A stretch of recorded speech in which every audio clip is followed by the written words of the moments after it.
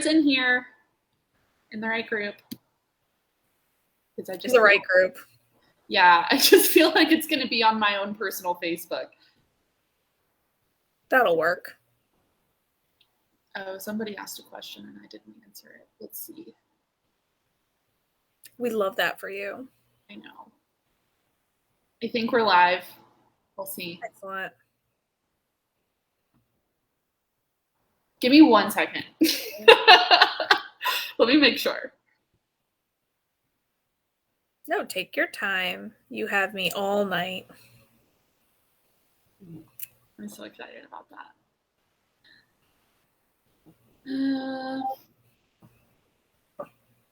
We are live. Okay, cool. In the chat. Fabulous. Okay. Hello, everybody. That's probably Chelsea. I'm not sure who it is, but it might be somebody else. It's a Facebook user. Facebook user. Thank you for letting us know, because my Facebook is not showing anything, and I wanted to make sure we weren't just talking into the void to each other. Hello, everybody. Welcome to another live here in our small breed dog training group. We have Adam here today, who is my personal go-to whenever it comes to discussions about me wanting to give myself or my dog some more agency, or any kind of off-leash training problems that I have or anything like that. They are super awesome with this kind of stuff. It's their expertise. Y'all are in really fantastic hands today. Adam, do you want to introduce yourself? Do I have to? You don't have to, if you don't want to. Do you want to tell me about Wibble instead? I can tell you all about Wibble. Fabulous. Wibble is a 15-month-old Boston Terrier who we are coming up on his 1-year gotcha day. I picked him up at 16 weeks old last year, and he has been the love of my life ever since. He's my first small dog and my first Boston Terrier, and he's just such a sweet, fun, tenacious little being, and I love him greatly. He's taught me so much in the short year that I've had him. He is the best, and I haven't even met him, but I feel like I know him. We need to fix that. Yeah, we will. We will one day. But Wibble is our little poster child for small breed dog training today. So we're just going to talk a little bit about off-leash time in general. This is something that can be a super broad topic. It can be a super confusing topic for the everyday dog owner to navigate. It can also be a topic that comes with a lot of risk if you're not doing so responsibly or properly. So we're going to talk about all those kinds of things today. But the very first thing that we're going to do, we're just going to talk general concepts. And we're just going to kind of set a foundation, and then we will get into some training tips, a little bit more of like specific things to do, things not to do. But the very first thing that I do want to ask you today is, why do you think that off-leash time is important for dogs? Should we care about it? Should we not care about it? I think off-leash time for dogs is incredibly important, and I think the importance of it varies between each individual dog. I believe it's important to give them time to just be a dog and to move their body the way they naturally would without any kind of restriction on them imposed by us. And I think it's just, I really think it's so important in terms of giving them agency and resiliency and problem solving skills and confidence. I think it's important for all these things. And I don't think that we can achieve it quite as well while restricting them even with a long line. That said, long line walks can be incredibly enriching and are better than nothing. Absolutely. That's what a super large amount of my walks with my dogs are, even though I do take them off leash. The majority of the time we're on a long line just because it's not the time or place for them to be off leash, but I still would like for them to have, you know, a walk that is more than them just walking at my side on a 6-foot radius. I want them to still be able to engage in their environment. Yeah. So second question that we have for you is, when do you think that letting your dog off leash is not a good or responsible idea? Because I think starting with kind of a don'ts list before we start talking about the do's is a really good way to kind of let everybody know that we're not talking about, you know, just going into your neighborhood or going on a neighborhood walk and letting your dog off leash and seeing what happens, right? There's a whole thought process to it. So when are you typically saying that maybe that's not a good idea? Maybe we should stick to leashes, we should stick to long lines or some other form of management? Well, I think that the obvious answers are do not let your dogs off leash around moving cars. So in neighborhoods, I wouldn't do it. Even your own neighborhood that your dog is super familiar with, I would not suggest letting your dog off leash near highways, cities, anything like that. And I also don't think that you should let your dogs off leash if you think that they will bolt without coming back if they are runners. So a lot of HPRs, which are hunting, pointing, retriever type dogs, those are dogs that can run and run and run for miles and days and days. And so like if you don't have a recall or the skills that you need or the relationship with your dog and they're likely to run off, then don't let your dog off leash. And here's a really important one that a lot of people don't realize. If your dog has feelings, negative feelings, icky feelings about the leash being put on, don't take your dog off leash. Yeah, that's hard. They won't come back. And that will damage your recall before you've even built one. And here's the last most important time to never take your dog off leash is when you do not feel safe to do so for any reason whatsoever. Yeah, I mean, that could apply to so many different things. Yeah, 100%. So it doesn't feel right, don't do it. Yeah, doesn't feel right. And if you never, ever get your dog off leash, then you never, ever get your dog off leash. Yeah, okay. Nothing wrong with that. Yep, it's not a moral failing. Nope. Okay. So we've kind of established there are definitely plenty of situations where letting your dog off leash is not a good idea, not safe, it's not responsible, it's not, a good idea for those around you. But we do, especially whenever we're kind of thinking about small breed dogs and letting those off leash, there's a little bit of a special caveat for us, especially because we're a lot more fragile with our dogs, and us small dog owners can be a little bit more risk averse. I know I am. I'm always constantly having anxiety about letting my dogs off leash and just thinking of all the freak scenarios that could happen. Yep. So, for those of us with our smaller dogs who have safety concerns about letting our small dogs off leash, especially whenever we're in like natural spaces where there's probably going to be wildlife or there are going to be predators and we don't know what's going on, beyond the tree line. Do you have any kind of specific tips for small breed dog owners to help them feel safer and more prepared just in case something does go wrong, or ways to kind of prevent as much as you can for things to go wrong? So, yes. Obviously, put bells on your dogs. That goes without saying of a dog of any size, but especially the small ones. Put a bell on your dog, and that will help deter wildlife. Okay. But as well as alert other people to their presence. So if there are people with other dogs will know they're there, and chances are they will they might be less likely to rush up to the small dog if they weren't startled by them. You know what I'm saying? So something like that. But another really, really good small dog specific thing that I would invest in, and it's a piece of gear that I would invest in, is a coyote vest. Okay. I really think that would keep a dog safe from all sorts of predators, including other off-leash dogs that are just excited and don't know what they're doing with their bodies. They don't necessarily have to be reactive in order to hurt a small dog.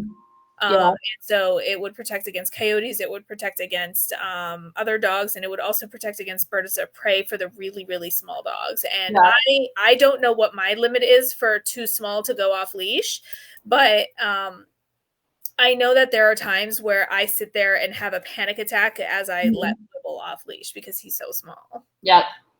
I definitely do too. Yeah. Especially if I hear a rustling in the trees and I'm like, I don't know what that is over there, and I'll call them back to me, and I probably shouldn't have, but I would rather be safe than sorry. Yep. And I will forever worry more about Wibble off leash than like my boxers. Yeah. Yeah. And do you think about kind of like locations in terms of not necessarily like specific locations of, oh, you should go to this kind of park, but in terms of like terrain or anything like that? Are there any considerations that you think of around that? I really like, so I'm a mountain climber at heart, Okay. but I really like flat, really open, treeless areas Okay. where I'm taking my small dogs because I can see really, really, really far away. Yeah. Okay. So if you can But kind I'm of not see averse to what's taking them coming. into the woods. Yeah. Okay. That's smart. That's what I try to do that, especially if I'm kind of like taking my dogs because in Georgia there's a lot of trees, there's a lot of Yeah. forest. So finding a nice big open space is kind of hard to come by. I've thankfully found one near me, but if I am taking them kind of hiking in the woods and there's a lot of twists or turns Yeah. on the trails, I'll be thinking to myself like, this might be a situation where I might just clip the leash on really quick, just Right? for a while, right? Until I can get to another part of the trail where I can see Yes. and I know what's coming, or I can very clearly hear what's coming too, especially if I'm like ever worried about running into another person or another Exactly. dog. That always helps me too. So I guess having a good line of sight and being able to kind of see far ahead is Yep. going to be a really good way to kind of make yourself feel better too, because you know what's coming and you have Totally. a good amount of time to prepare. Exactly. Exactly. All right. And so next question that we have for you, and this is more of like, obviously this is not a specific training plan for anybody's specific dog. Your dog, it's going to vary widely on what you specifically need to work on more versus other things that you don't need to work on as much, but just kind of in general. Do you have a few lists of like skills or things that you generally think that dogs should have in order to be able to go on off-leash outing? So what skills do you normally look for? Yeah. So I think that there are a lot of really good micro skills Mm-hmm. and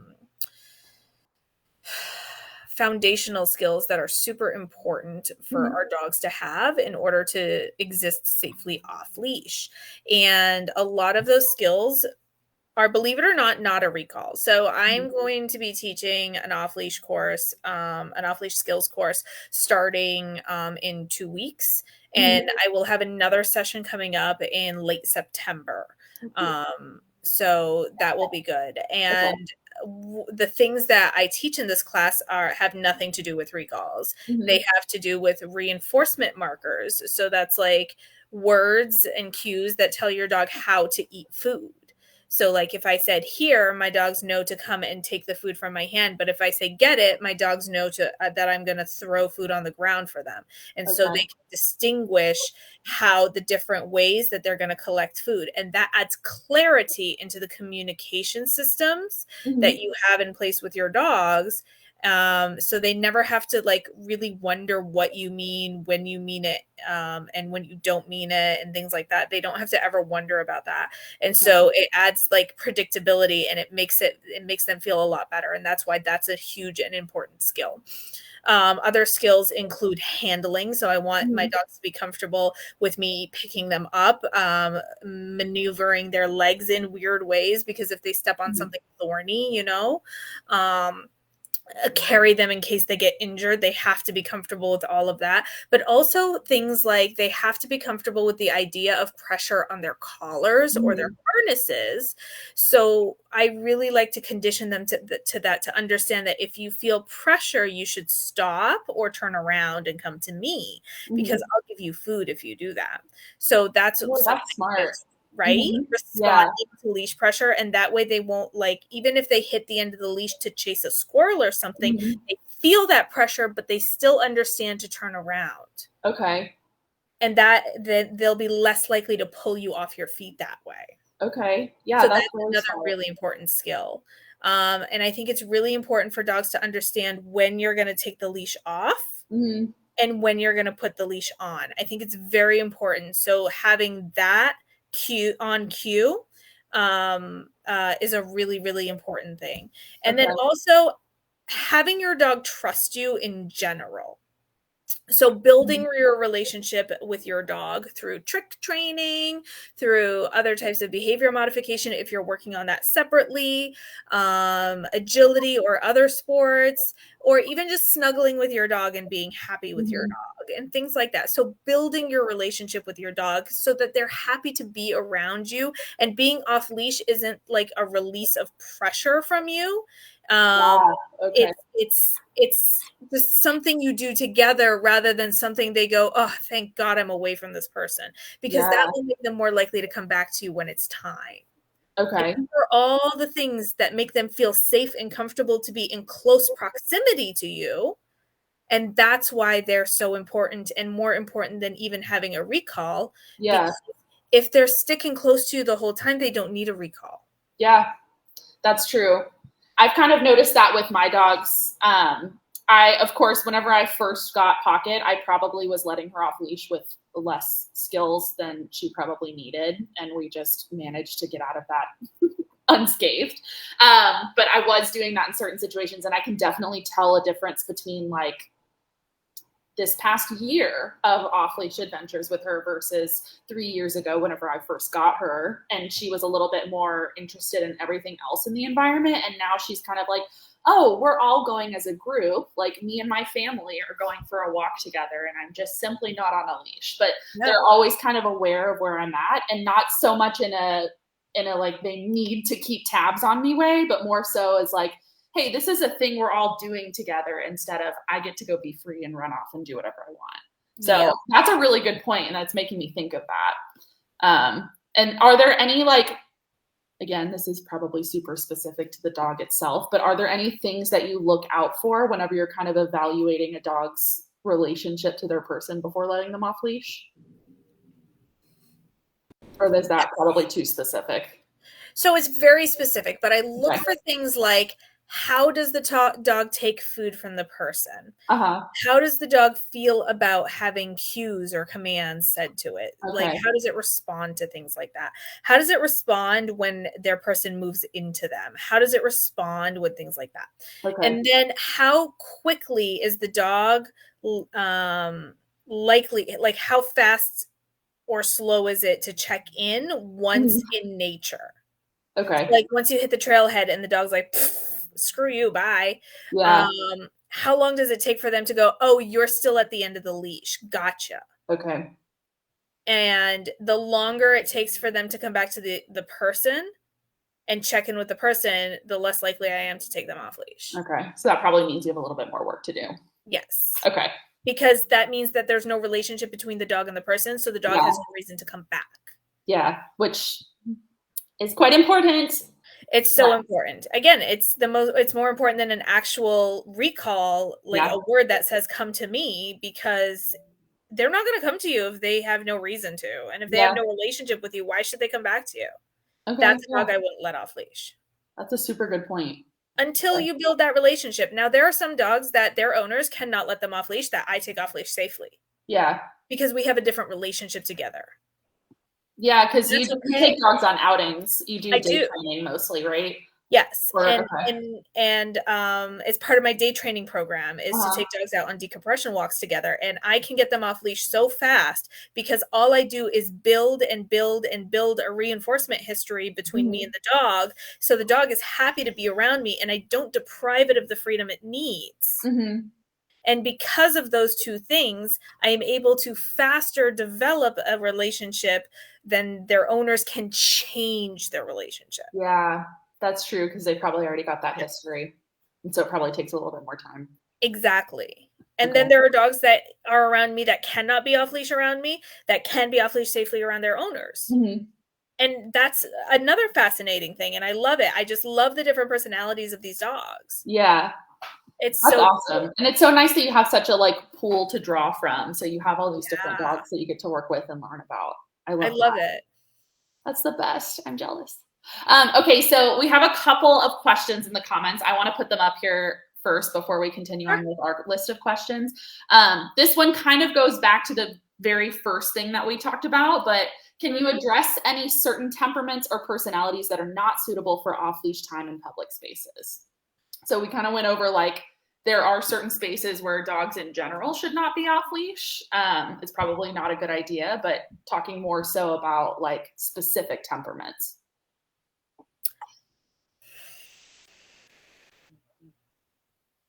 I don't believe that there are different personalities that shouldn't be off leash. Okay. I think any dog can be off leash safely with certain measures, Okay. but truly aggressive dogs Mhm. should not be off leash. Okay. Especially if you're kind of worried that you may or may not encounter somebody. Correct. Okay. So, and even if they're muzzled, unless they're incredibly well trained and operant, and the muzzle is on them, they should not be off leash. But I think most dogs with most behavior problems can safely be off leash with a muzzle. Okay, good. So probably just means that with those dogs, our pool of where we're going to be able to find off leash spaces is even smaller and probably harder to access. Which sucks because I think those are the types of dogs that need it the most. Yeah, for sure. But it's also, if it's not safe, it's not safe. Yeah. And I guess, that's the foundation of everything. That's step one. Is it safe or is it not? Exactly. Okay. So we've got one more question too. Sure.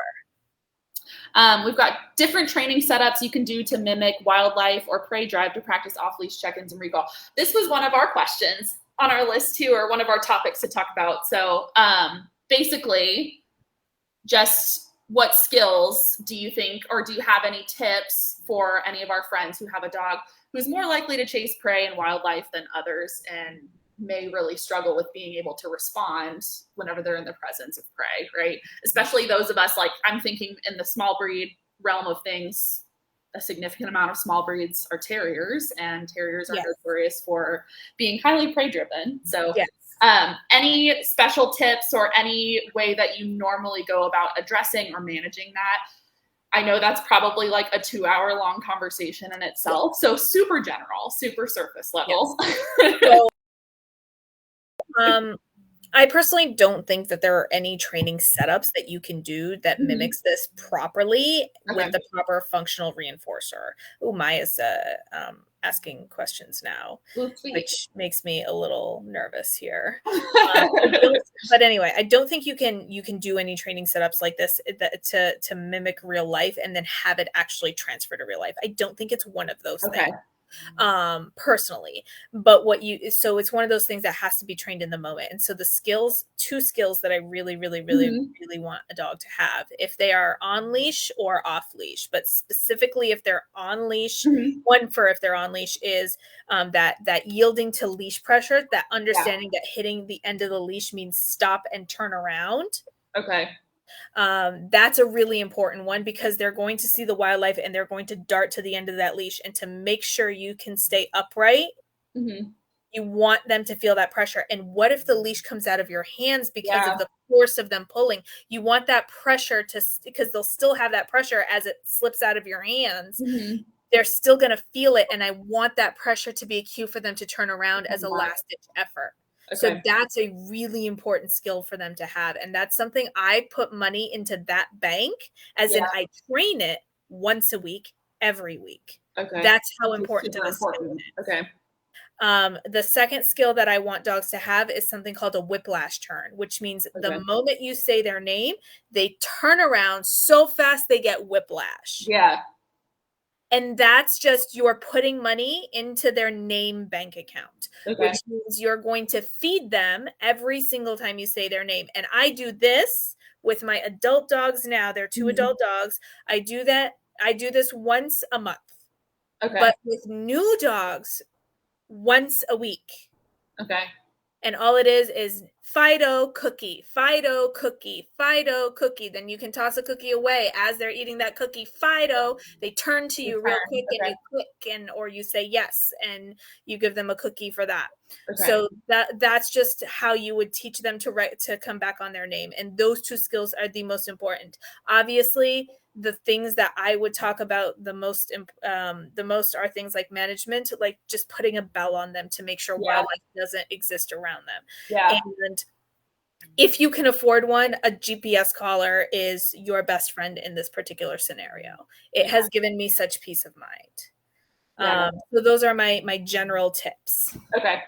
Yeah, I've even noticed, obviously mine don't look like the type that would chase wildlife very often, but both of them have found that to be extremely reinforcing in the past. So my dogs actually do really love to chase wildlife. And I've honestly found having a really good quality set of bells on them has been super sufficient in making sure that wildlife's not in the area. Like everything knows that we're coming before we can see it. And I've noticed a difference, like even just the other day, I forgot their bells and I got to where I was going and I was like, well, you know, let's see how this goes. And like, we saw wildlife. And we did not. It was the same trail that I've run bells on in the past, and we have not seen anything. So I can tell that there's a difference. And it was always that, like, it's some kind of animal that's been like taken by surprise, right? And it's like, oh my God. And then it takes off running. So it didn't hear us coming. And so then I had to sit there and literally like walk through the woods. I was by myself with my dogs and I was like loudly talking. So I was like, okay, well, obviously there's stuff out here. So let me just make a lot of noise because I forgot your bells. And then we shuffle my legs and everything, make as much noise as possible. Really loud. But I've noticed that that's been super helpful, like even just as a preventative measure. Obviously that's not a training thing, but it can make a huge difference having like a really good quality, really loud bell. Yeah, Ketchup Packet is Pocket and she okay, we have a question from Maya. Okay. Let's see. Oh, this is a good one. I knew Maya was going to come with the heavy hitters. The really like the questions that are going to make you really think. Because Maya is smarter than me. How do you handle other off-leash dogs when your small dog is at a distance from you? Thinking safety related issues here. So this is a big one. Oh boy, this is like the stuff of nightmares right here. Like I always wonder every time I see a corner coming up, I'm like, I think the same thing. Today is the day my dog is gonna die. Mm-hmm. I think the same thing around every corner. Sometimes I'll leash up just because like my own thoughts get a hold of me. Such a good question. And this is definitely one of those areas where risk aversion and your risk assessment comes in really, really handy. And if you don't find this to be an option that you feel safe doing, then do not let your dog off leash for this reason, for this fear. 100% do not let your dog off leash if you have even just an inkling of doubt. Do as I say and not as I do, because I have an inkling of doubt and I take my dog off leash. However, I will never, ever, ever advocate that anyone do anything they are uncomfortable with. So do not take your dog off leash. Do not do as I do. But in terms of safety, things that I have found to give me the peace of mind that I need are things like a spiked collar or a coyote vest, like we were talking about. Yeah. And I would invest heavily in a solid, fast, happy respondent, which means it's a reflex, respondent recall. I want it to be classically conditioned. I want it to be so strong that the dog doesn't even know it's changing direction and coming to you until it's already there. That's how strong of a recall I want, because that way I can convince my dog to come to me as fast as possible, ignoring the dogs chasing it, and I can protect my dog as quickly as much as I can. I also teach my dogs to stick within a smaller radius than I allow my big dogs to. So Flash has a radius of 50, 60 feet away from me. Wibble has a radius of 20. Okay. Because 20 feet is something I can get to fast enough. So he has a very small radius away from me. And I teach him not to go around corners. He has to wait for me at corners, regardless of if you can see around it or not. If there is a bend in the road, you wait for me. Okay. So things like that. Yeah, that's smart. I like that a lot. And so for those of us who are watching who are still learning about recalls and training their dog to come back to them whenever they're called, what is a classically conditioned recall? So a classically conditioned recall is a recall that you teach them by just pairing with food as or something pleasant and positive as a stimulus together, instead of teaching them, if you do this, you get that. So it's just, you get it freely. And because you get it freely, you will come. Yeah. Okay. That's a So smart way of I describing teach it. them a recall using my reward marker system. So earlier I said that here means come take food from my hand. And I teach them that if they hear the word here, they are to come to my hand and eat food. And that is a skill. Yeah. That is a skill that you have to teach your dog what to do and how to do it. And that's one of the things I cover in my off-leash class. Okay. So they have to understand to come to my hand and get food. And if I say here when they're 2 feet away, they come in 2 feet. If I say here and they're 50 feet away, they come in 50 feet. And regardless of the distance that they are, they get the food. Okay. And so first I teach them that, and then I start using it as a recall, and I continue to use it in other situations as well. And it's paid 1 for 1. So every time I tell my dog the word here, they get a piece of food. It's a 1-to-1 payment system, and that's what keeps it so strong. Okay. Very smart. Hopefully that makes sense. Yes, it does. Totally. Good. Okay. One more question. Actually, we have a couple questions. We're getting good questions today. We're getting really good questions. Thank you guys. The list. All right. So changes in ages or developmental stages and how that may impact both desired and undesired behaviors you may see in your dog, and how that might lead to changes in choice of management. Oh boy. Okay. So I rarely ever leave a teenager on leash. Okay. Rarely, because they need to get their yayas out. They are the ones who need this. So they are the ones whose skills I invest in the most. Okay. Does that make sense? Yes. Like the dogs that I take out and the dogs that I instruct their owners to really invest in their skills here. Okay. So I always find teenagers to be the worst in terms of having skills and the worst in terms of having needs. Yeah. So that's why, in my opinion, teenagers, so from the age of 6 months to 18 months-ish, especially for small dogs who have a shorter, like, teenage phase, which is hoax, but whatever. Yeah. Both like, yeah, right.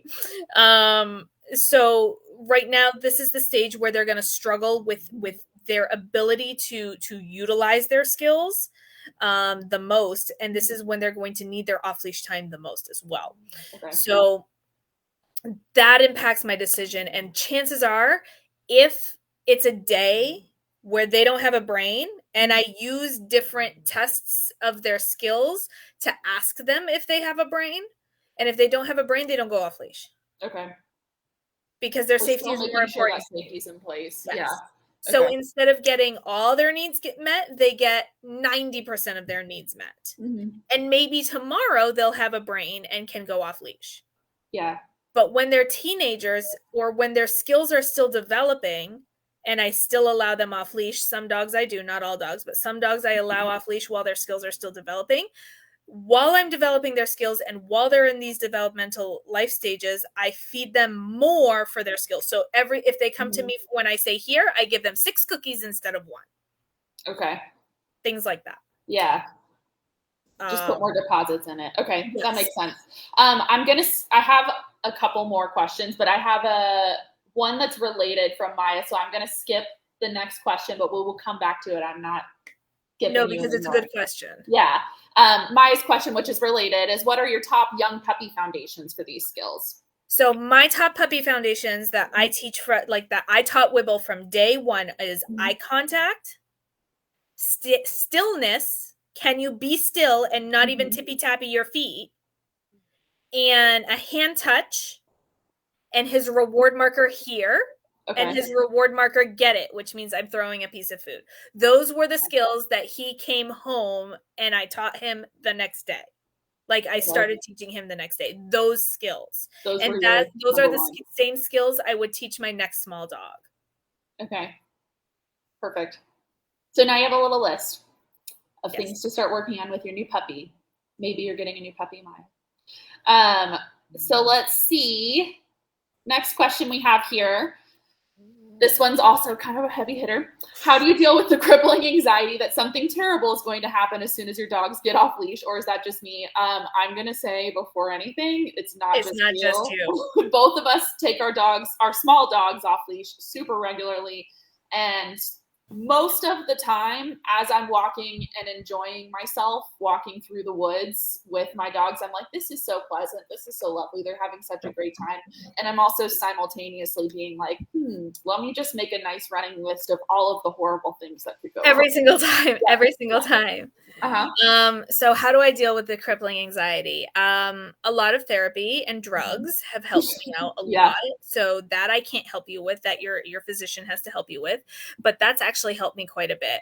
Another thing that helps me a lot is trusting in the skills that I put in my dog, and going at times of days that I know other people won't be there. So like I go to 2 areas mainly, and one is super wide open, but also there is a lot of really rude, obnoxious off-leash dogs. So I don't frequent that in normal day-to-day hours. Even though I see better, there's still more potential for harm coming to my dog. I go to another area, my other go-to area, in those times, but I will go to that one area that I'm risk averse to most of the time, early mornings. Okay. Early morning. Find the off hours and go then. And I've run into dogs there, and I've had moments where I was like, dear God, my Boston Terrier is going to die today. Nothing has ever happened to him. He has yet to have a bad experience, thank goodness. So the more good experiences I have, the more likely I am to take them off leash the next time. And I utilize things like GPS collars, bells. I keep my skills really sharp, and I remind myself how much my dogs in particular benefit from this time. And I take a deep breath and I do the thing. And I make sure my skills are sharp. Like I said, before I ever take them off leash, I make sure they're fluent on a long line, and then I drop their long line and all of this stuff. And GPS collars are on them because dogs will be dogs and they will run off. And so much can go wrong. And you're right. And that crippling anxiety is there every day. You have no idea how many times in our group chat I've said to Abby and everybody, like, I don't feel safe doing my decompression walk with my dogs today. Like, I don't know. There's just something in me. And so on those days, I don't take my dogs off leash. And on those days, I sometimes skip my decompression walk altogether, and we only do different types of day training. It really depends, because on those days, if I have a moment, like I said, if you have a moment of doubt, don't do it. And so that's me practicing what I preach and taking a moment and going, I have a moment of doubt, so I'm not doing it. If it doesn't feel right, don't do it. And this is definitely one of those things. If it, like, I'm not going to sit here, like, I advocate for this all the time. Like, we got into a whole thing last year about this. And I will stand by. I believe this is an absolute need that dogs have. This is a necessity in order for them to have a good life. But at the same time, I will never advocate that someone do it if they are uncomfortable or lack the skills to do it. I will never advocate for that. And I will never, ever, ever fault anyone or shame anyone for those moments. And I will never call them a bad dog owner. And I will never say that they are not fulfilling their dog's needs. Absolutely. Because everybody does the best they can. And that's all anyone can ask for. So if you are having crippling anxiety over it, don't do it. That is my advice. Don't do it. Be kind to yourself and don't do it. Know that your dog is getting most of his needs met on that long line. And, you can also help yourself by, like, doing things in small steps. You don't have to go to the nearest, whatever it is, hiking trail, unfenced sniff spot, whatever it is, your neighbor's property that they're letting you use, and just set your dog free and see what happens. There are ways that you can kind of, let's take our dog to a new environment that's slightly smaller and fenced in, and see how they act in a new environment, in a fenced in environment. What happens if I drop this 30-foot long line? So my dog can be 30 feet away from me, and I can still grab them and regain control of them in a moment's notice if I need to, right? And I'll pick that line back up after, 2 minutes of letting them drag the line. If I don't feel comfortable with it and that's all I wanted to do, that's all you have to do, right? Exactly. There's no pressure to No pressure. like completely just set your dog free and be like, hope nothing bad happens, right? No. Like that's also probably not a good idea in general anyway. I mean, just because that's how I operate doesn't mean that's how I think others should operate. And I, in fact, advocate against people operating the way I operate. Yeah. I have a lot of, I'm going to toot my own horn here and say, I have a lot of really good intuition, which comes with a lot of really good skills. And because I have a good eye and because I have good intuition and because I have good skills, I can get away with a hell of a lot more than the average person can. Yeah. And because I do this every single day with multiple dogs, different dogs over the course of a year, I do this on a regular basis. I have my hands on all these dogs and I'm able to do it. So just because I do it this way doesn't mean everybody else has to. And just because I am less risk averse in this particular area than another person is, doesn't make me any better than them. So like, it's not a moral thing at all. No, it's not a moral thing. Information, it's behavior, it's, you know, circumstances, and everybody's is specific to themselves. Exactly. Okay. So we have one more question here. Somebody said, love that idea. I don't know what idea it was, but one of your ideas was great, Adam. I am so glad. I was not paying attention whenever that happened. So one other question we have here is, how do you work on building a solid recall for those dogs who it's already poisoned for? That might be kind of a specific question to circumstances, but when they're off, when you're first starting it, I don't know, that was a really hard sentence to start, apparently. When you're starting it, you want to keep them on a long line, obviously.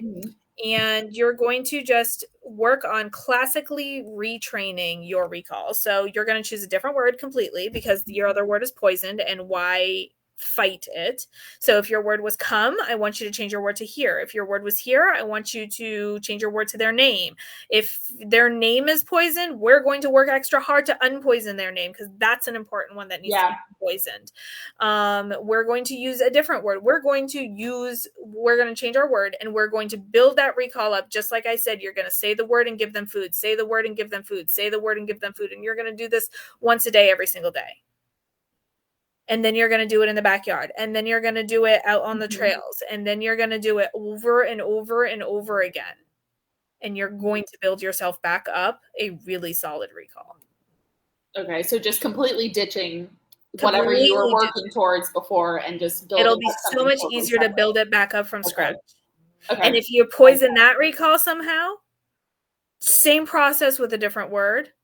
And learn from your mistakes and don't repeat those particular mistakes. You're going to make new mistakes and that's okay, but don't repeat the same mistakes. I like it. Okay, I think that's everything in the comment section for now. So I'm going to finish out our questions here unless anything else pops up in the comments. Okay. So our next question that we have for you, which is literally just piggybacking off of that, is what are your top tips for training a reliable recall? That is my top tip.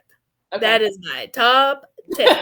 Another really important tip for training a recall is teaching your dog to accept putting a leash on. Yeah. Because your dogs that was a really good point. Smart. Yeah. They understand that if they come to you, even if they get food, freedom ends. Yeah. So tip number 1, classically condition your recall.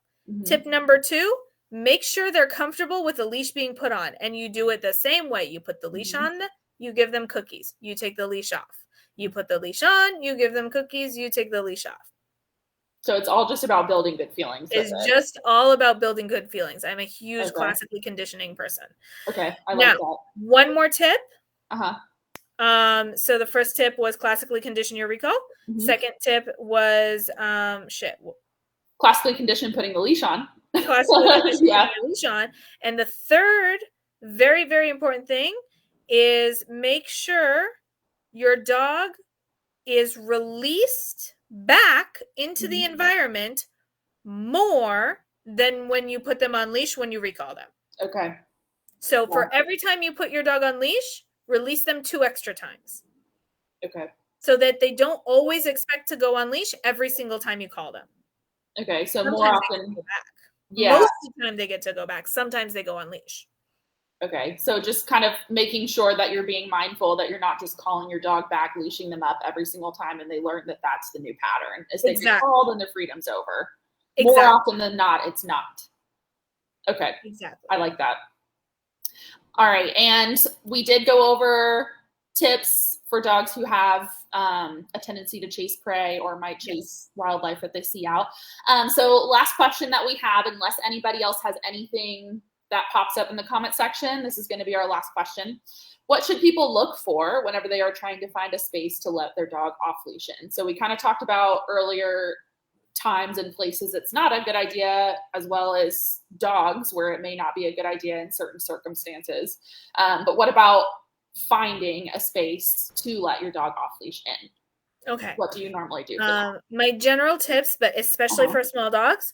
Number one, never, ever, ever take your dog off leash in a space that is for on leash dogs. Okay. Never, ever, especially your small dogs. Yeah. That could end up very, very dangerous for your small dog, especially if they blow their recall. Mm-hmm. Because most people, a lot of people who utilize on-leash only areas are people with reactive or aggressive dogs. Yep. So never take your dog off leash in an area where they're not supposed to go off leash. Number two, look for places, obviously, that allow dogs, but look for places that are not so heavily trafficked. Okay. Alltrails.com is a really good resource to use to find trails near you and find out how heavily trafficked they are. Alltrails.com. Small dog specific. If it's, what was I going to say?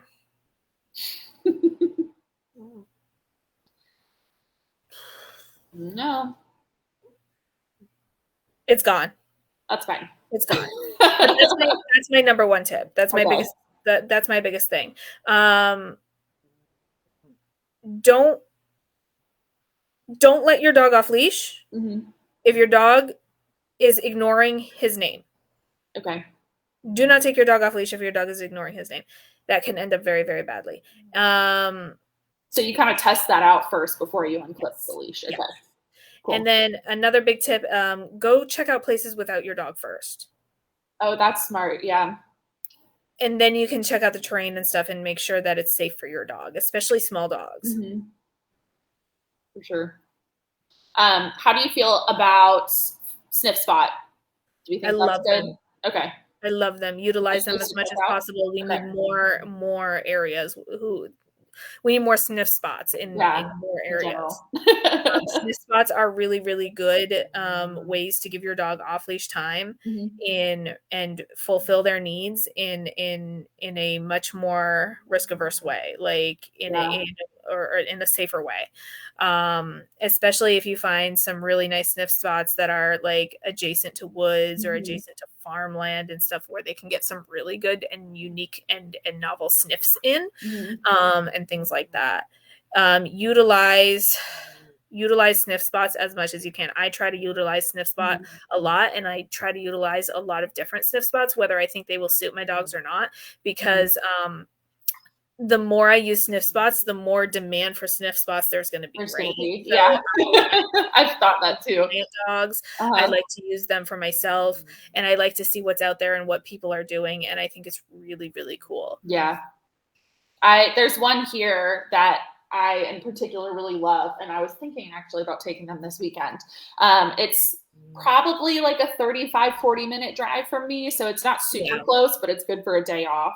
And it's like a 7.5 acre pasture that's fully fenced in, and it's like a certain type of cattle mesh fencing that even my dogs can't slip through. And even though we do go in unfenced areas, it's just been like such a relief to have. It makes a huge difference. And it's, I don't have to go and be on alert the entire time. Of course, we're still on a farm, so it's not like, we're totally bubble wrapped in this perfectly safe environment, but the risk of them, taking off after something or, something coming into the space is way smaller. And I can be like, there's only a certain radius you can go. This is all fenced in. So I'm just going to let you guys let loose and have fun. And that's been a game changer for me, for sure.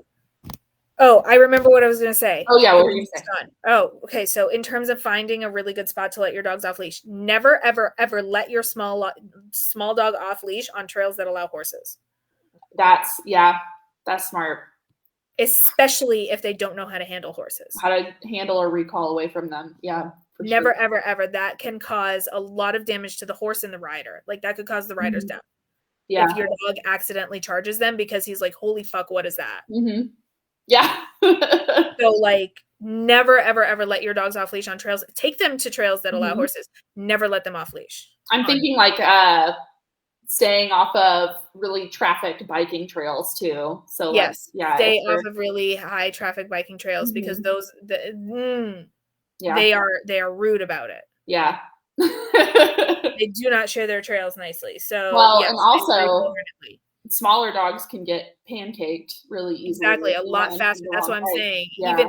Even if a cyclist is being being smart and courteous and everything and paying attention, he can still accidentally, if your dog darts towards them, be pancaked. Like he can easily pancake your dog. So like I agree. Anything heavily trafficked with bikes, don't motorbikes, motorized bikes, and cycles as well. Like just don't take them off leash.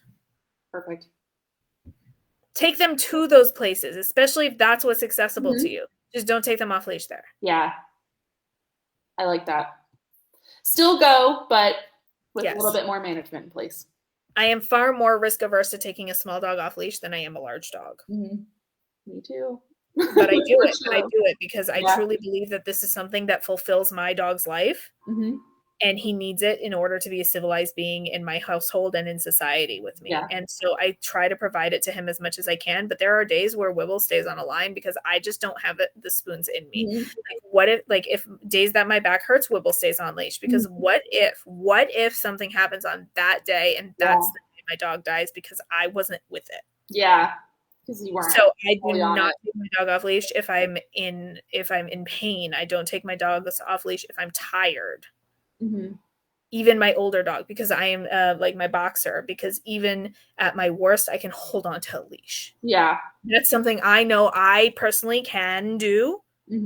So if I can hold on to the leash rather than deal with a dog fight if my recall fails, fuck it. And Flash wears a muzzle now. So yeah. So it's all good now. Yep. And I'm really glad I have a large dog to take with me when I take my small dog out. Yeah, that's really nice. I'm really glad I have that. A little bit of a bodyguard. I think about that sometimes. I feel a lot safer, even if the dog that we're going with is not larger, but just walking my dogs in a group. So yes, I feel so much safer walking my dogs in a group. And the larger the group that you walk your dogs in, as long as they feel comfortable, the less likely they are to care about dogs that show up. That's true. Yeah. Just another dog. Yeah. It's just another dog. We're already out here with each other. No big deal. That's why I prefer to take my worst dogs out in a group. That's smart. I like that.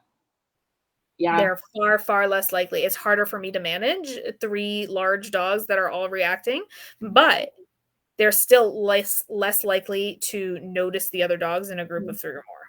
Yeah. Because it's a little bit less of like a contrast. Exactly. In the environment. I like that a lot. That's super smart. Okay, well, I don't think I see any more comments or questions in the comment section, and we've gone through our list of comments here. Do you have any anything else to add or any takeaways that I didn't ask you about that you want to leave? I could talk about this forever. Really? I could truly talk about this forever. I'm so passionate about this. I'm so passionate about teaching people how to do this safely, because if I'm going to preach that this should be important, I need to make it more accessible to people. I need to find ways to actively make this more accessible to people in terms in different ways. But this is one way that I can control.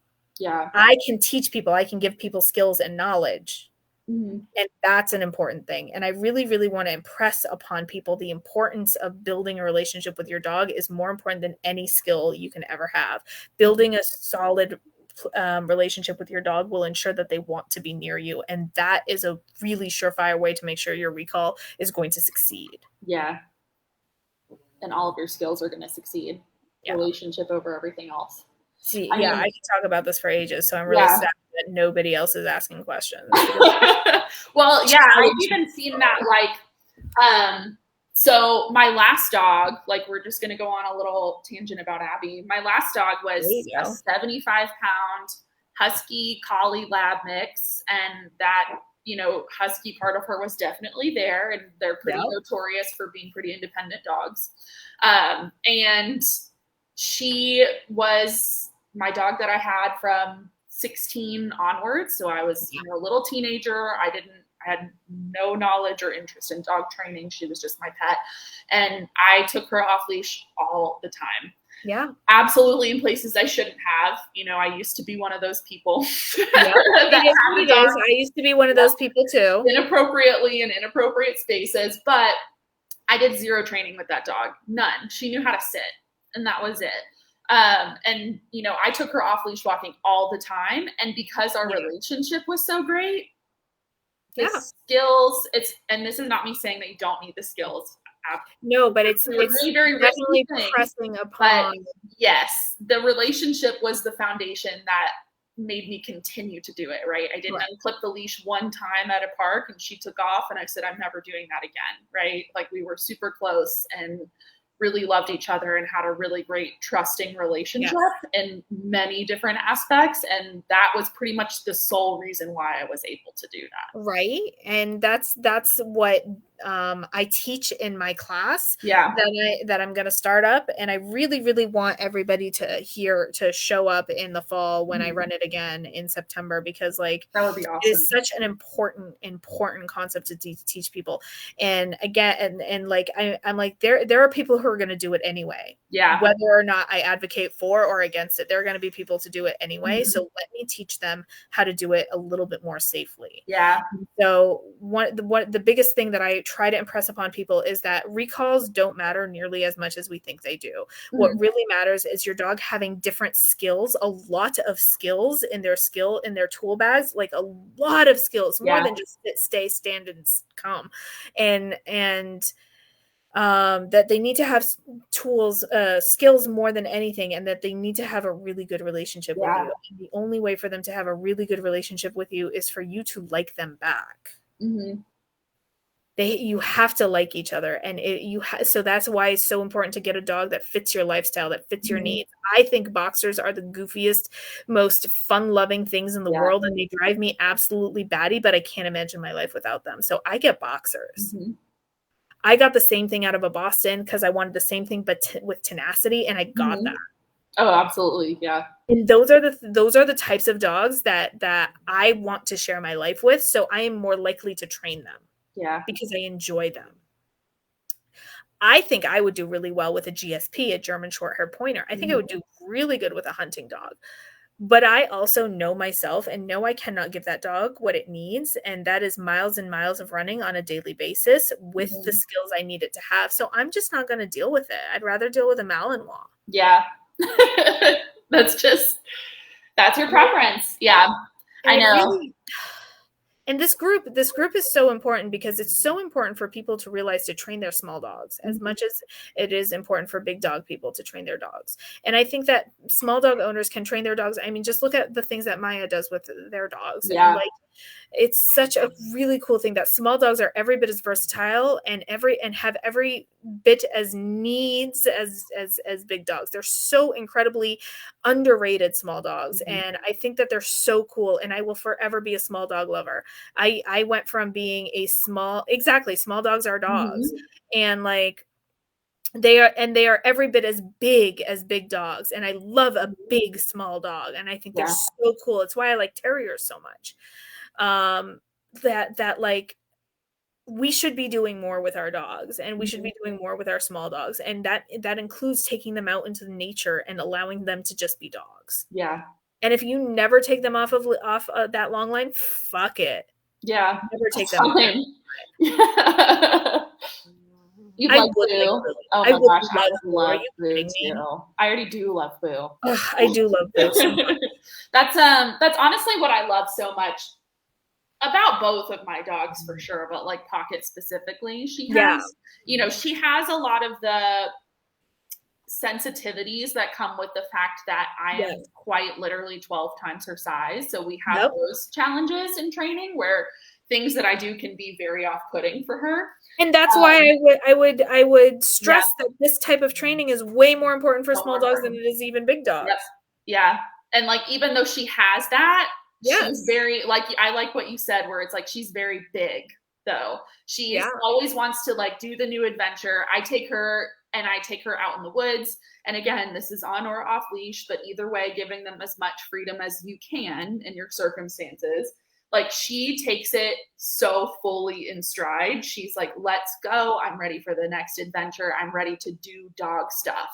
And like, that is what I love so much about her, because she's this big and she's a cutesy little, you know, bouncy little Chihuahua thing I found at the shelter, but she's so much dog in such a tiny package. And it's I am so happy that I'm able to enjoy that part of her, like, and I was able to find her, right?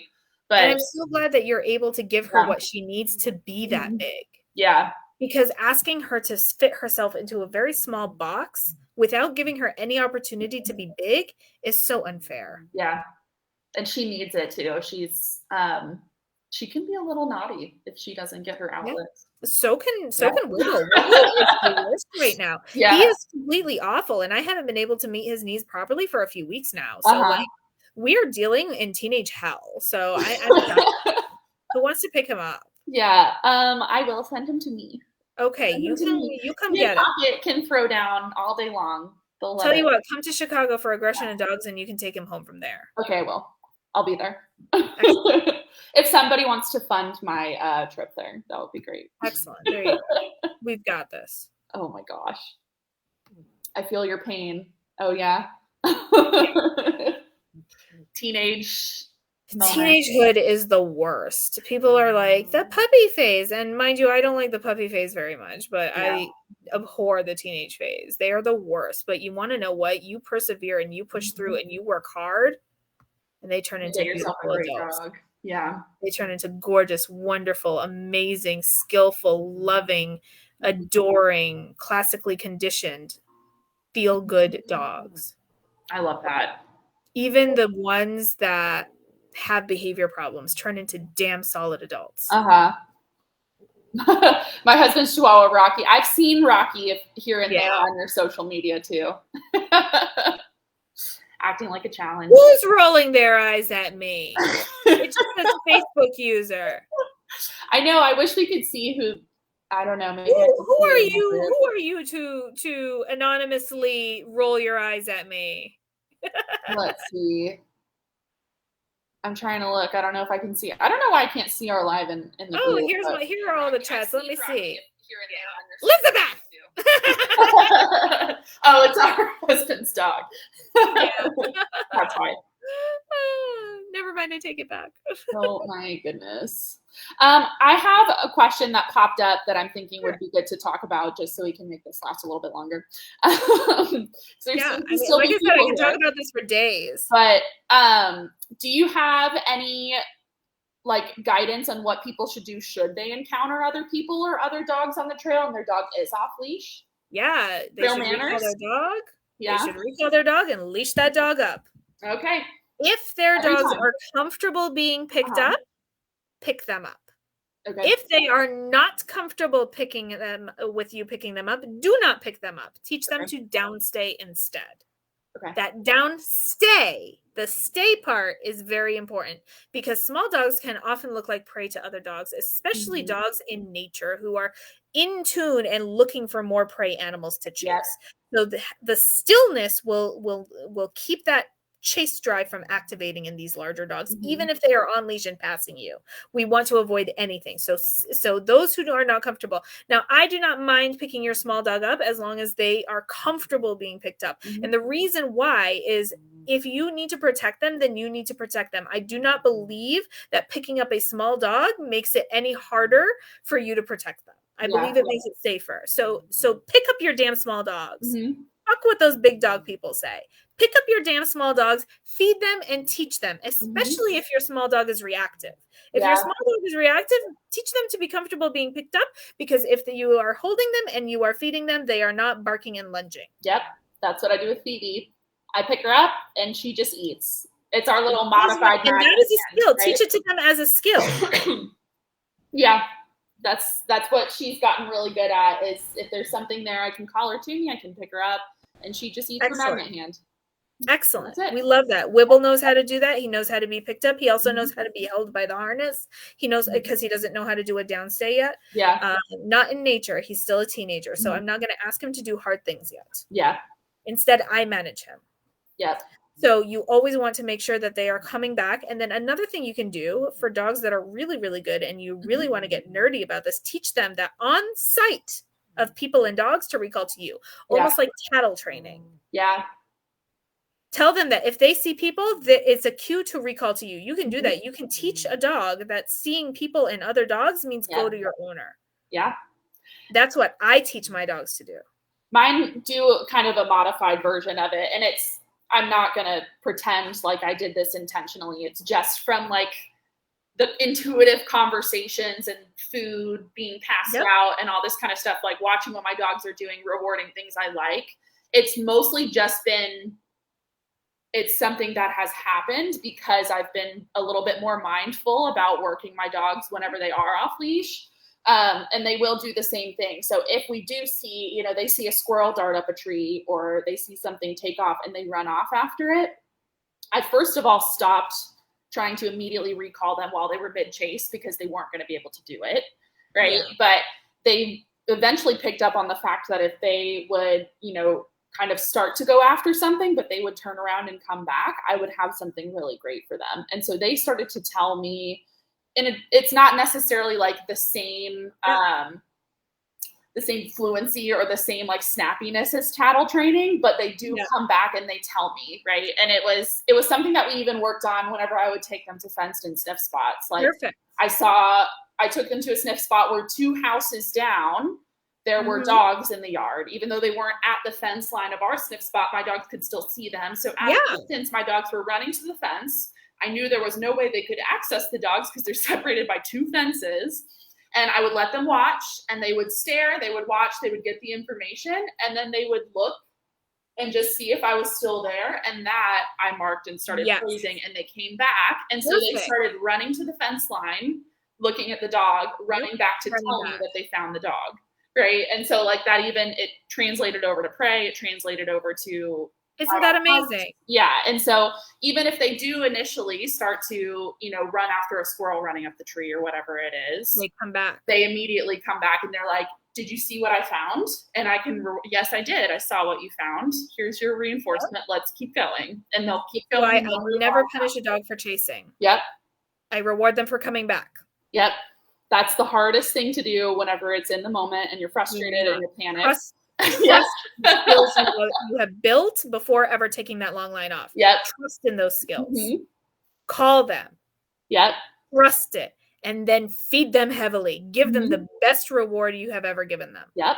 Even if it took, even if you trusted too much and it took 10 minutes, they still get that food when they come back. Hardest thing. Yep. Do not put them back on that leash. Mm-hmm. Do not put them right back onto that leash. Do not punish that thing that they just enjoyed so much. They will do it again. Yeah. You cannot start it. Mm-hmm. So what I want you to do, even if you have to clip that leash, let it drag. Yep. Let it drag. Do not hold on to it. You will accidentally put tension on it. And when you put tension on it, you're going to send your dog into another frenzy. Yep. Especially reactive dogs who chase. Reactive dogs, they already learned that tension means something is there. So it's a cue to get on alert and have that arousal rush. So you don't want that tension on them. So let that leash drag. Mm-hmm. And if you see dogs who are off leash charging you, small dog owners, pick your damn dogs up. Mm-hmm. Recall that dog. I always will. That dog, pick it up and kick the other dog. I don't care. Yep. No, don't actually kick other dogs. If you can help it. Yeah. If it's an emergency, but yeah. Yeah, in an emergency. Yeah. But have your pet corrector ready. It's very important to have pet corrector. That's a citronella spray. Spray it in that dog's face. Spray shield, I think. And have that peyote vest. Invest in a good peyote vest. More important than investing in a GPS collar for small dogs. Mm-hmm. And you can even practice those defensive skills with your dog too, whenever it's, and so that way they're not taken by surprise by it. I've even like, I'll talk to other other off-leash dogs that are charging you if you're uncomfortable by it. Throw food at them. Yes, they respond well to that. And also they respond well generally. Don't put yourself in a position with a sketchy dog.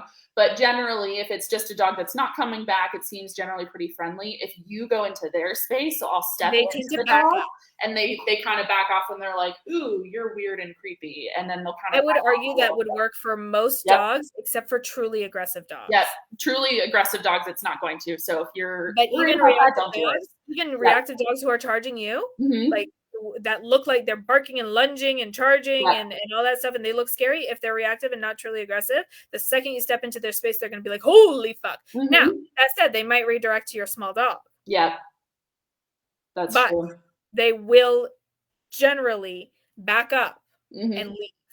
Yeah, I don't want to deal with this. I didn't have one of my dogs that wasn't a small dog, but I did have to do that with an off-leash dog on a hiking trail with a dog who does not like other dogs getting in her face. And I was just like, we're not even going to have this interaction. The dog coming up to us was giving very loose, affiliative, like it was fine body language, but I was still like, this is not going to be nice. It's not going to be great.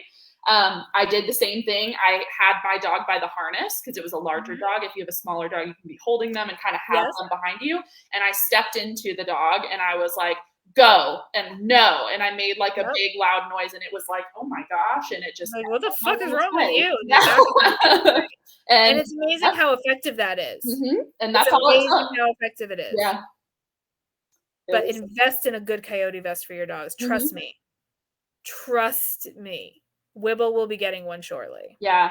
I've been looking at him. I was kind of going back and forth about him for a while because I think what my problem is I've been seeing a lot of kind of like cheap, dingy looking ones that look really uncomfortable for the dog to wear. And so that's been my concern is finding one because I don't want them to be wearing something that's uncomfortable or makes them feel weird. And that's the only time they're wearing it.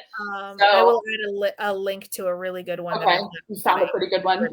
Yeah. And that's what I was like, I don't know. Maybe I should just go for it. And but I've been kind of weary about finding one that's comfortable for my dogs to wear. Yes. 100%. That'll be good. Yes, the original one is good. I agree. That's the one that I would link. Is the original is it called the original coyote vest or? Yeah. Okay. Cool. That's what we'll look into then. Excellent. Then our dogs are going to look so metal. Yeah, they are. They're going to look awesome. Now it's going to run you a pretty penny. I believe they're currently $99. So, oh no. But it's worth it. For the peace of mind, if you find a well-fitting one and the peace of mind, I plan on getting one in Hunter's Orange. Oh, that's perfect. Yeah. That's what I was thinking about whenever I got their rough wear harnesses. Yep. I was looking at a couple of the different colors and I was like, let me get this coral colored one that's almost orange. Oh, and if you're going to take your small dogs off leash, there is a season, and it differs area to area. There is a season where hunters hunt rabbits and other small game. Yeah. And this is after the regular hunting season, deer season, and open season. It's after that. It's like in January-ish in my area. So check it out in your area when that is, because small dogs can look like those things to hunters. So like my white boxer, I worry about him during deer season, and I make sure he's wearing his bells and he's decked out in orange and wearing a collar, and he doesn't chase deer. Like I make sure he doesn't chase deer because hunters can shoot dogs for chasing deer. Yeah. So I make it so that there are no deer in the area by making him wear bells, and I make it so hunters know he's not a deer by making him decked out in orange. But my small dog does not go off leash during small game season. Good consideration, for sure. I've also been unsure. We're talking about coyote vests. I've also been unsure about them simply because I'm not sure how effective they are. Anecdotally, at least, they seem to be effective in deterring other dogs. They definitely do seem to be effective in deterring other dogs. And to me, that is the biggest use for them. Yep. That's my biggest concern most of the time. I'm not concerned about coyotes. They'll leave when they hear the bells. Yep. I am concerned about other off-leash dogs who don't recall. Yeah. Usually most and this is, of course, again, depending on your region and everything, and this is not to say disregard it, but for the most part, wildlife that might prey on your small dog is not going to come near you. So your dogs are generally fairly shielded by the fact that there are humans present as well, because they're avoiding people, and they're not going to, aside from a truly desperate predator or some kind of off chance situation, generally predators are going to leave the area. So it's more so for me, my concern is usually loose dogs, even on hiking trails, even in nature, in my neighborhood, public parks, hiking trails, everywhere, but essentially a fenced in sniff spot. And even so, I will even think to myself, what if this is the one time that's a loose roaming dog in the area is happening in here? So it doesn't matter. I'm always having anxiety. But wildlife, I haven't cared about wildlife, because Whipple doesn't know what wildlife is to chase. He chases bunnies and squirrels, and I don't care about that because he's not fast enough. Yeah. But he doesn't know what deer are. He doesn't know what coyote are. He knows what they are by smell. Like, he smells them out in nature and shit, but like, he doesn't know them on sight to chase them. Yeah. I've seen a coyote out and about before, and it immediately ran off as soon as it saw me coming in the distance. So. And the only time I run into deer is when I forget the bells. Yeah. That was my last time. There was just too much out. That reminds me of another question. How do you handle trapping season? That is not something I deal with in my area where I take my dogs, so I don't have to think about it. I don't have any information either, because I would tattle train your dog, but I don't know how you would do that without having traps. Yeah. So I would then work really hard on keeping your dog's radius really small and close to you, or keep your dog on leash. Yeah.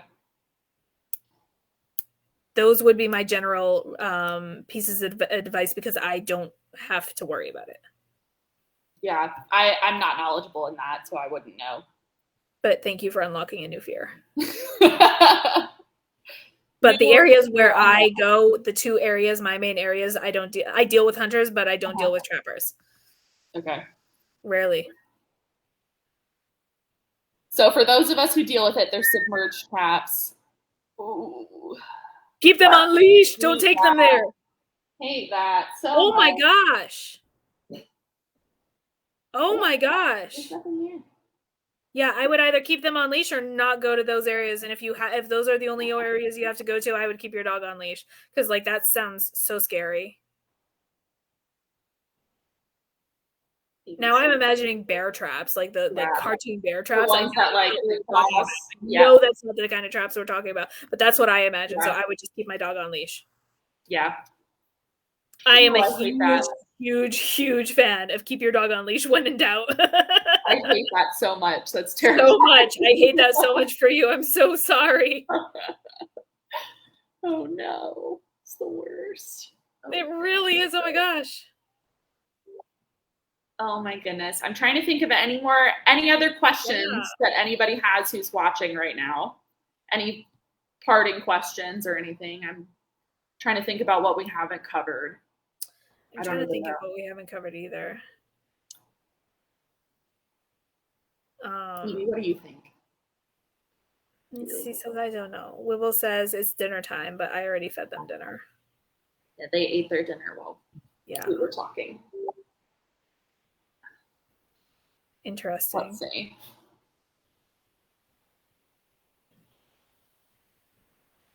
Okay, I think that might be it. Yeah, all right then. We won't make y'all sit here and stare at us.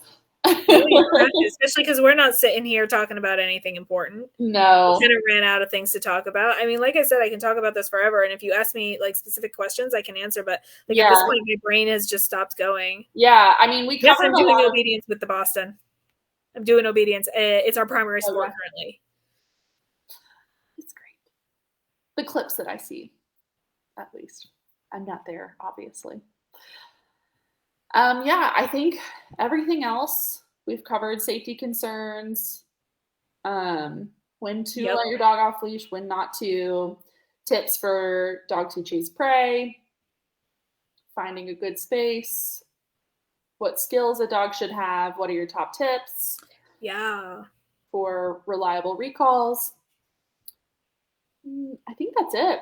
And we even talked about like building skills for puppies and teens, all that kind of stuff. I think we covered quite a bit of this. I think we're good. I think so too. Well, that was great.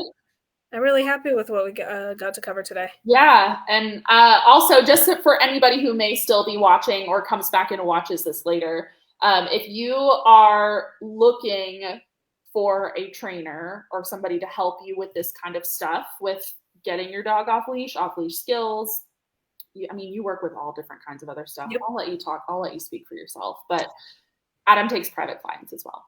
I do take private clients and I do take virtual clients. In fact, I'm mostly strictly virtual at this point. I have one in-person client, and that is that. And the second she graduates from me, I am nixing in-person clients except for day trains. Okay.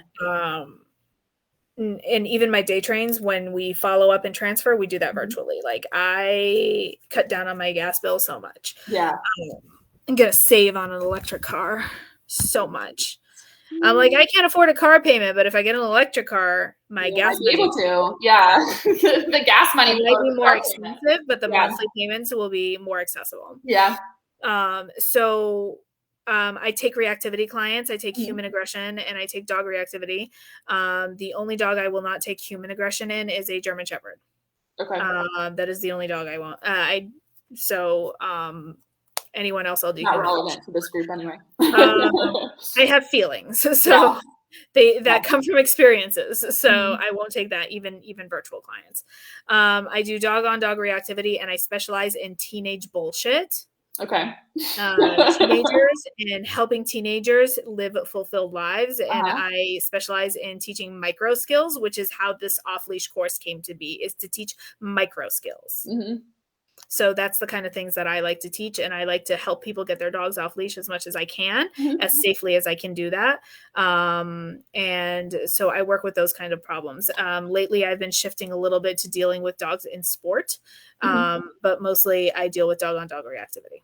Okay, perfect. So for anybody who is watching and any of that sounds like something that you're struggling with, you're looking for training assistance, reach out to Adam. They're one of the admins on this admins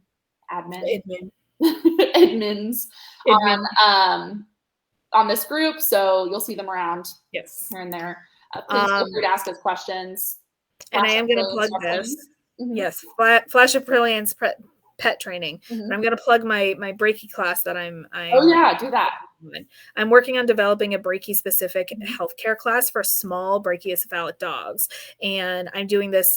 This was inspired by Wibble and an Instagram user, as well as Liza Rader of Focus Dog Training, who is my work bestie. They are the Crowley to my Aziraphale. Yeah. And so I want to really cover things like husbandry. I want to cover things like breathing problems and health issues. I want to work on things like cooperative care, nutrition, handling, a lot of different things. I want to cover a lot of things, and I want to make it a 6-week course if I can, but an 8-week course if I have to. Like, it's going to be a big deal. Like, I want to make it super comprehensive without being like a deep dive. And so I'm going to start talking to people for anecdotes, for things that they want to hear and talk about and do. And I'm hoping to release that by the new year. That would be awesome. I don't even, Chihuahuas they can be considered brachycephalic, but like they're mixes kind of, but I'm still interested. Like for my Breaky clients, I need to know about this kind of stuff. So I will certainly be like handling considerations are different for small Breaky breeds than they are for other small breeds. So we have to deal with picking them up. We have to understand how hard it is on their breathing when we pick them up and hold them. We have to understand those kind of things. And it's very important to understand that about collars and harnesses, and why it's more important on a small brachycephalic dog to wear a harness than it is for other small dogs, with how small their tracheas are and how elongated their soft palates can be. We want to talk about BOAS, which means brachycephalic obstructed airway syndrome, BOAS, BOAS, and talk about the different considerations that you have to do there, and heat tolerance, and how to condition a dog to heat and cold. And I find Wibble struggles much more in the cold than he does in the heat. Interesting. Because you usually hear it's the other way around. Yeah, no, he does not do the cold whatsoever. Mm-hmm. He does not handle it very well. He throws up on our hikes. He will throw up foam in the wintertime, but he doesn't do that from spring till fall. Yeah. Until the weather gets cold, and he is miserable in the winter. So for him, I don't need to take him to leave him indoors in the summertime and use the treadmill. I have to do that in the wintertime. Oh. But I also have to condition his heart and condition his body to be able to walk 4 or 5 miles in the heat. Yeah. Because some days it's 80 by 7 a.m. Yeah. And he still needs to get out. Yeah, it's the same. It's been the same here too. Yeah. Otherwise. Okay, cool. So we'll be on the lookout for that. Please post updates as you get them about that. You bet. Whenever you have them. No rush, but we're all waiting very excitedly. It's going to be exciting. And I also want to plug something new that's going to start next week. I am going to release my first podcast episode next week. So I will share that when it comes up. That's perfect. Okay, so please post it in here whenever you get it. You get it. Up and post it. We're excited. You got it. Thank you so much for having me today. Yeah, it's been great. All right, guys, we will talk to you soon. Please let us know if you're watching this after it's recorded and you have additional questions or anything in the conversation pops up to mind. Please just still put it in the comment section. We'll be looking, we'll be watching, and we'll answer you there too. Please do. All right, well, I enjoyed it. We'll talk to you guys soon. Awesome. All right, bye. Bye, everyone.